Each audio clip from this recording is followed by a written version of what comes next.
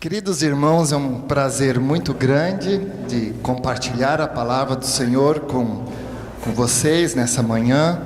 E para nós como família tem sido uma alegria muito grande de podermos estar aqui com os irmãos, frequentando os cultos. Eu nem sempre estou, porque eu viajo muito, mas para minha família, a Igreja Presbiteriana do Bairro dos Estados está cada vez mais se tornando parte da nossa família, e nós esperamos conhecer vocês melhor, poder compartilhar nossa vida com vocês e aprender de vocês também. É uma alegria muito grande, portanto, esses momentos que nós temos passado aqui. Quero agradecer também ao pastor Renan pela oportunidade, pelo privilégio de poder estudar a palavra do Senhor com vocês nessa manhã. Eu gostaria de começar essa reflexão no Dia dos Pais com uma experiência de vida bastante pessoal. Durante 7 anos do nosso casamento, Maíra e meu, eu não pude ter filhos. E após fazer inúmeros exames e até mesmo uma cirurgia, os médicos diziam que não haveria outra possibilidade para termos filhos a não ser uma inseminação artificial ou uma adoção. E essa situação nos trazia fortes emoções. E justamente em dias festivos, como o Dia dos Pais, Dia das Mães, Dia das Crianças, eram dias quase insuportáveis para nós. Então a minha primeira palavra vai para aqueles que talvez estejam numa situação parecida com aquela que nós vivemos. Nós, no Dia dos Pais, não íamos para a igreja, porque esse assunto machucava muito. E se tiver alguém aqui no nosso meio, um casal que vive essa situação, eu queria te dizer: Deus te ama, e Ele te conhece, apesar de você não entender os caminhos dele. E não deixe essa mensagem entristecer o teu coração, e sim confia nele, independente da situação que você vive, porque ele quer o melhor para você, mesmo que você não entenda. Eu faço questão de começar essa mensagem dessa maneira, porque eu sei de experiência própria como é essa situação. Mas após 7 anos, então, nasce nosso primeiro milagre, o Matias, que loirinho ali, galego. Quando todas as expectativas em relação a filhos já haviam cessado. E hoje, pela graça do Senhor, eu sou pai de 3 filhos. O Matias, o Marcos Vitor e a Milena. E as preocupações mudaram. A preocupação agora não é ter filho. E sim, a pergunta é: qual é o legado que eu, como pai, deixo para os meus filhos? O que é realmente importante? O que eu vou deixar? O raciocínio é completamente diferente. E eu gostaria de pensar com vocês nessa manhã um pouquinho sobre esse assunto: qual é o legado que eu deixo para os meus filhos, à luz do texto que está em Deuteronômio, capítulo 6, os versículos 4 a 9. Deuteronômio 6, 4 a 9. Eu vou ler esse texto seguindo a tradução da NVI. Ouça, ó Israel, o Senhor, o nosso Deus, é o único Senhor. Ame o Senhor, o seu Deus, de todo o seu coração, de toda a sua alma e de todas as suas forças. Que todas essas palavras que hoje lhe ordeno estejam em seu coração. Ensine-as com persistência a seus filhos.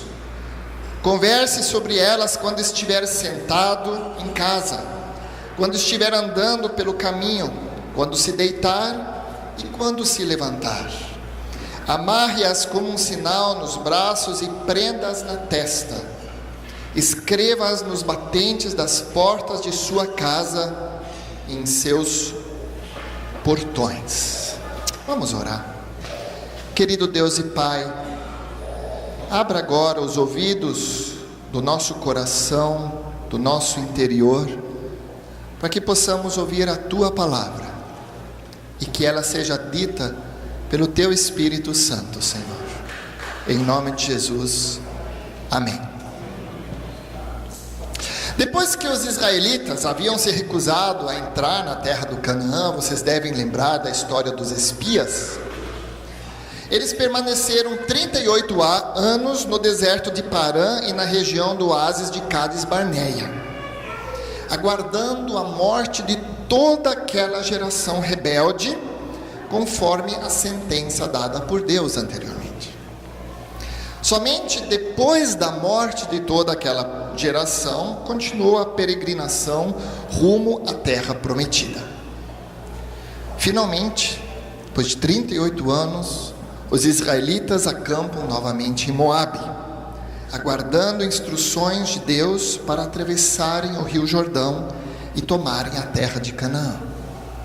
Mas não somente os israelitas não iriam, aquela geração rebelde não iria entrar na terra de Canaã, mas também o seu grande líder, Moisés. Deus já havia dito a Moisés que ele também não entraria nessa terra. E ele então prepara o povo para a sua despedida. E essa preparação do povo para a despedida e para uma nova fase na sua vida é descrita no livro de Deuteronômios em 3 grandes discursos que Moisés faz para o povo. O primeiro discurso está nos capítulos 1 a 4, o segundo no final do capítulo 4 até o 26 e o terceiro discurso nos 2 últimos capítulos. Nesse Dia dos Pais eu gostaria de refletir com vocês sobre uma parte central do segundo discurso de Moisés, que acabamos de ler. Nas nossas Bíblias, se você olhar, o título que é dado para essa passagem, o título é de O Grande Mandamento. No entanto, entre os judeus, essa passagem que nós acabamos de ler é conhecida por Shema Israel. Ouça, Israel, de acordo com o início, as 2 primeiras palavras do versículo 4. Moisés relembra o povo de Israel do seu mais profundo segredo de vida. Um líder de Deus no final da sua vida, agora passando o seu legado para o povo, passando os seus segredos de vida mais profundos para a próxima geração. E Moisés diz que esse segredo teria o potencial de assegurar uma vida plena para os pais e seus filhos. Por isso deveria ser passado para as próximas gerações. Nas palavras de Moisés, esse segredo de vida é um caminho que traz vida e garante que tudo vá bem, conforme Deuteronômio 5, os versículos 32 e 33. Mas existe uma condição para tanto: que os israelitas andem sempre por ele e não se desviem dele, nem para a direita, nem para a esquerda. Qual seria, então, esse caminho, esse segredo misterioso, que até mesmo o salmista Davi parece conhecer e desejar trilhar? No Salmo 27:11, por exemplo, ele diz: ensina-me o teu caminho, Senhor, conduze-me por uma vereda segura. Qual é esse caminho? Esse segredo parece que nos é revelado no versículo 4. Logo no primeiro versículo do texto que nós lemos: ouça, ó Israel, o Senhor, o nosso Deus, é o único Senhor. Nesse versículo 4 temos um credo, aquilo que Moisés, o credo de Moisés, que enfatiza: o Senhor é Senhor. parece redundante. Estamos perante uma afirmação tautológica, circular, pois o termo Senhor é explicado por Ele próprio. Trata-se aqui de uma figura de linguagem, pleonasmo, muito comum na Bíblia.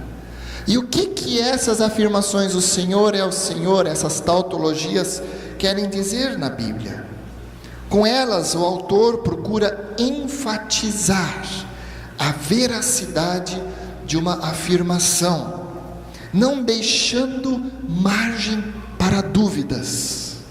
Em outras palavras, aqui é ressaltado que Deus é Deus, a divindade de Deus. Aos nossos olhos isso pode parecer redundante, mas precisamos lembrar que todo o entorno de Israel era politeísta, crendo em vários deuses, uma infinidade de deuses. Mas esse versículo 4 nos diz mais. A palavra hebraica para único, que aparece nesse versículo, tem uma conotação numérica. Temos a afirmação: o Senhor é único. A singularidade de Deus é ressaltada.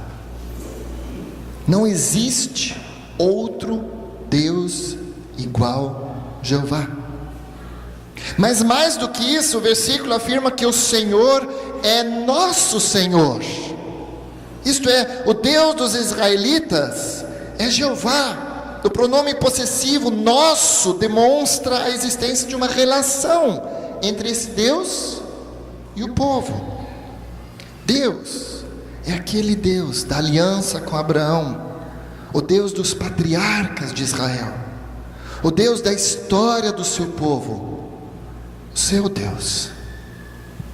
Por isso, Deus é o nosso único Senhor. Isto é, não existe outro Deus ao lado dele. Esse é o segredo misterioso. Esse é aquilo que Moisés aprendeu em toda a sua vida. Deus é o nosso único Senhor.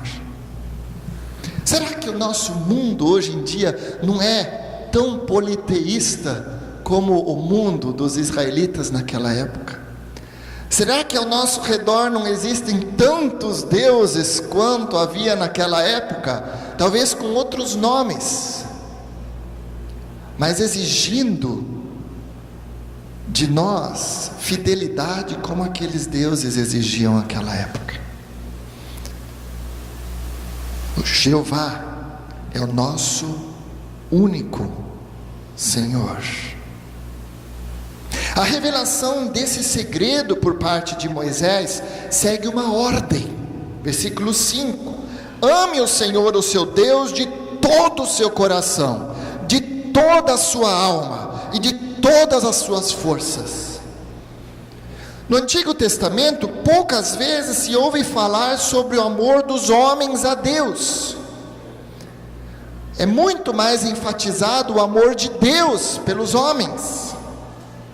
Somente os profetas Oséias e Jeremias também enfatizam essa relação de amor do homem com Deus. Esse amor não tem nada a ver com aquela condição emocional do coração ardendo em chamas, e até mesmo de certa dose de erotismo, inserido em músicas gospel do tipo: eu te amo, eu te quero, eu te desejo. Na verdade, o amor, o meu amor a Deus, tem muito mais a ver com atitude e compromisso. Se não, vejamos. Moisés enfatiza que devemos amar a Deus de todo o nosso coração. Na antropologia bíblica, o coração raras vezes descreve aquele lugar das emoções e dos desejos. Na grande maioria das vezes, descreve funções racionais, a vontade humana, a razão, onde atitudes e ações nascem e são geridas. Na nossa linguagem, talvez usaríamos a cabeça ou até mesmo o cérebro para descrever essas funções. A alma, por sua vez, é o lugar das emoções, mas também das necessidades vitais da vida humana. Assim sendo, amar a Deus de todo o coração, de toda a alma e de todas as forças, significa entregar a Ele, por amor, de forma livre e consciente, nossa vontade, nosso intelecto, nossas emoções e até mesmo as nossas necessidades vitais como seres humanos. Muito mais tarde, vários séculos depois, um fariseu questiona a Jesus qual seria o maior mandamento da lei. E Jesus cita exatamente esse texto de Deuteronômio 6:5, acrescido de Levíticos 19:18. Ame o Senhor, o seu Deus, de todo o seu coração, de toda a sua alma e de todas as suas forças, e ame o seu próximo como a si mesmo. Uma característica peculiar no livro de Deuteronômio é que após a proclamação de uma ordem divina, ame o Senhor, e antes do seu cumprimento obediente pelo homem, existe um momento de reflexão, de internalização. Esse momento aqui é descrito no verso 6, que todas estas palavras que hoje lhe ordeno estejam em seu coração. Obediência a Deus deixa de ser um automatismo para se tornar uma apropriação pessoal da vontade de Deus na minha vida. Mais tarde, os salmistas descrevem esse momento de reflexão pelo verbo meditar. Por exemplo, Salmo 1:2 diz: sua satisfação está na lei do Senhor, e nessa lei medito dia e noite. E no Salmo 143:5 lemos: eu me recordo dos tempos antigos, medito em tuas obras e considero o que as tuas mãos têm feito. A meditação pessoal sobre a vontade de Deus deve levar ao seu cumprimento. Mas aqui no texto é interessante notar que segue um passo além. Nos versos 7 a 9, nós temos a ordem de que nós devemos instruir a próxima geração sobre aquilo que aprendemos de Deus. 3 metodologias didáticas são mencionadas aqui como isso deve acontecer. Primeiro, por meio do ensino propriamente dito. Ensine-as com persistência a seus filhos, diz o texto. Segundo, pela repetição constante, converse sobre elas quando estiver sentado em casa, quando estiver andando pelo caminho, quando se deitar e quando se levantar. E terceiro, por meio de simbolismos, amarre-as como um sinal nos braços e prenda-as na tua testa. Escreva-as nos batentes das portas da sua casa e em seus portões. O objetivo final dessa instrução à próxima geração é lembrar as gerações futuras de quem é Deus e como Ele agiu na história do seu povo. Por isso, Deuteronômio 7:18, por exemplo, enfatiza: lembrem-se bem do que o Senhor, o seu Deus, fez. Deus não é aqui uma mera ideia intelectual. Deus é um Deus presente, de ação na história do seu povo, de ação na minha vida, na sua vida. Esse lembrar daquilo que Deus faz e fez deve acontecer no seio da família, pelo ensino da palavra, pela repetição da história de Deus com o seu povo, pela celebração de simbolismos, como por exemplo as festas, onde nós lembramos momentos especiais da vida de Deus com o seu povo, como Natal, Páscoa. Mas também pelo nosso testemunho pessoal como pais. Veja os versos 20 a 25, que enfatizam: no futuro, quando seu filho lhes perguntar o que significam esses preceitos, esses decretos e ordenanças que o Senhor, o nosso Deus, ordenou a vocês, vocês, pais, lhes responderão: fomos escravos do faraó no Egito, mas o Senhor nos tirou do Egito com mão poderosa.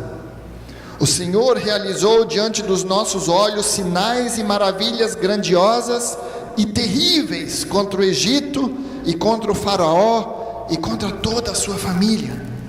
Mas Ele nos tirou de lá para nos trazer para cá e nos dar a terra que sob juramento prometeu aos nossos antepassados.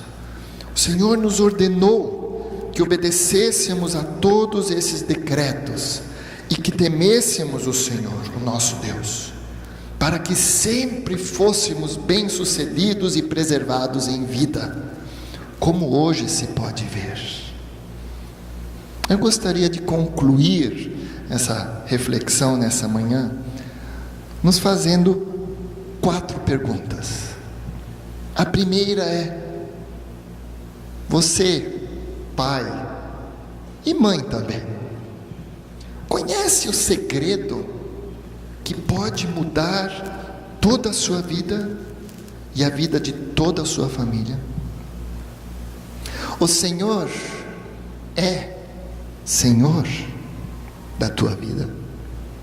O Senhor é único na tua vida. O Senhor é o teu único Deus. Uma pergunta que eu me faço: será que existem outros deuses na minha vida que estão concorrendo com o Deus vivo?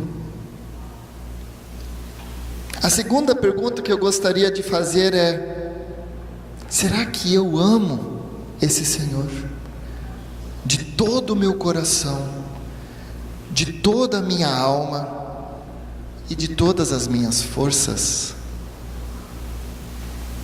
Será que eu entrego a Ele por amor, de forma livre e consciente, a minha vontade, as minhas emoções, as minhas necessidades de vida, como a resposta daquilo que Ele fez por mim, me resgatando, me alcançando com a sua graça, ali onde eu estava, sem que eu nada pudesse fazer para isso? Qual tem sido a minha resposta a esse Deus? Você tem meditado na palavra do Senhor, internalizando cada vez mais aquilo que Ele quer nos dizer? Como tem sido a minha vida pessoal com esse Deus? Se resume aos cultos nas igrejas, ou eu tenho uma vida íntima com esse Senhor? E por fim, como tem sido a instrução dos meus filhos? Eu tenho ensinado eles, repetido para eles de várias maneiras e testemunhado para eles quem é esse Deus na minha vida? Sabem, meus amados, eu vivo a mesma tensão que vocês também devem viver. Preparar os meus filhos para a vida, para que eles possam ter uma vida boa, alcançarem, tenho até medo de usar essa palavra, sucesso na vida, para serem alguém. Não é verdade? O segredo mais profundo e mais transformador que nós podemos ensinar para os nossos filhos é que Deus é o nosso único Senhor. Qual é o legado que você está deixando? Dinheiro? Uma boa poupança? Uma excelente educação? Uma formação acadêmica de primeiro nível? Academia? Beleza? Tudo isso em si não tem problema, desde que o mais importante que eu deixo é o Senhor, é o nosso único Senhor. Que essa seja a base de toda a nossa vida. Isso não é fácil como pais, mas é exatamente isso que esse grande mandamento nos ensina. Eu gostaria de concluir fazendo uma oração por mim e por você, pai, e pelas famílias aqui representadas, porque é um desafio viver isso que a palavra de Deus está nos ensinando. Vamos orar?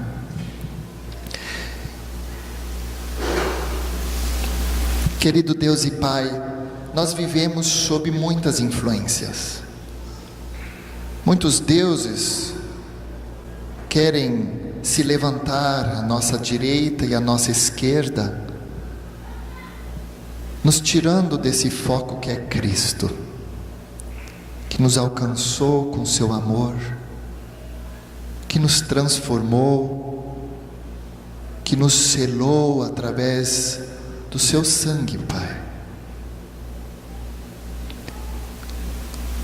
Querido Deus, nas nossas famílias nós estamos expostos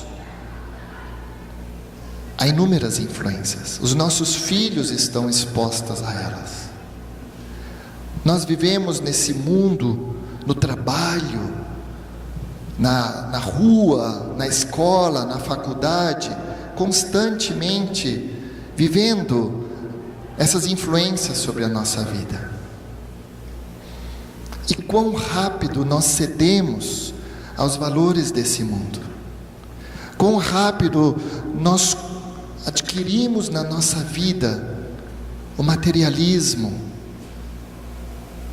o viver pelas forças próprias, o sermos dono do nosso nariz, da nossa vida, sem prestar contas para ninguém, esquecermos que nós somos criaturas formadas por Ti e só temos existência pela Tua misericórdia.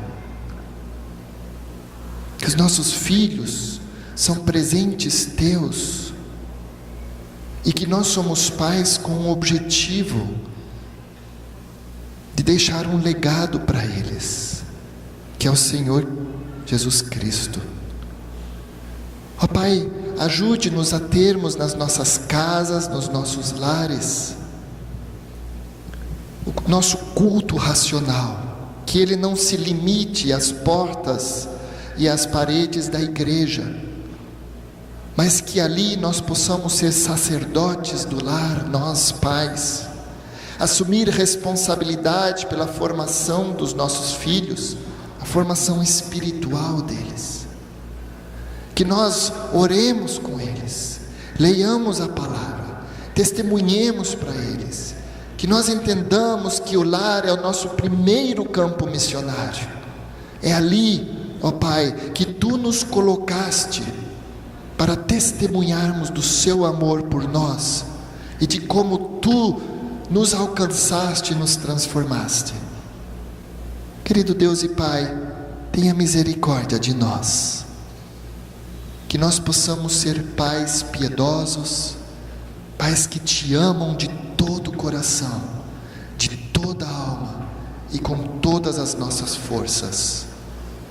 Nos dê a Sua graça, Senhor, em nome de Jesus, amém.